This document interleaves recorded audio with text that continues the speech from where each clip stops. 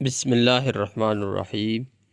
سیدنا عثمان غنی رضی اللہ عنہ سے روایت ہے کہ میں نے رسول اللہ صلی اللہ علیہ وسلم کو ایک مرتبہ فرماتے ہوئے سنا کہ میں ایک ایسا کلمہ جانتا ہوں کہ جو بندہ بھی اسے دل سے حق سمجھ کر کہے گا اس پر جہنم کی آگ حرام ہو جائے گی۔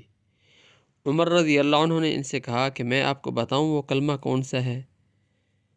وہ کلمہ اخلاص ہے، یعنی لا الہ الا اللہ، جو اللہ نے اپنے پیغمبر اور ان کے صحابہ پر لازم کیا تھا۔ یہ وہی کلمہ تقویٰ ہے جو نبی کریم صلی اللہ علیہ وسلم نے اپنے چچا ابو طالب کے سامنے ان کی موت کے وقت بار بار پیش کیا، یعنی لا الہ الا اللہ کی گواہی دینا۔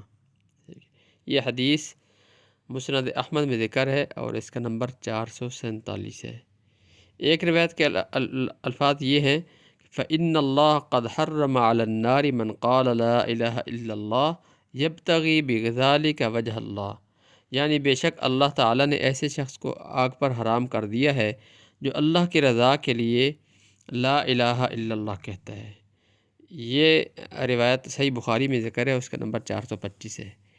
اس بات پر ہمیں اللہ تعالیٰ کا بے انتہا شکر گزار ہونا چاہیے کہ اللہ تعالیٰ نے ہمیں بغیر مانگے، بغیر استحقاق کے اللہ تعالیٰ نے ایمان کی دولت عطا فرمائی، اور اس ایمان کے اوپر ثابت قدم رہنے کی اللہ تعالیٰ نے توفیق عطا فرمائی، اور نیک اعمال کرتے رہنے کی اللہ تعالیٰ نے ہمیں توفیق عطا فرمائی۔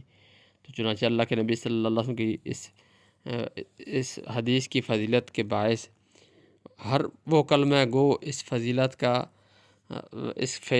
مستحق ہے کہ اللہ کے نبی صلی اللہ علیہ وسلم فرمایا کہ جو بندہ اخلاص کے ساتھ یہ کلمہ کہتا ہے تو اللہ رب العزت اس پر جہنم کی آگ کو حرام کر دیتے ہیں۔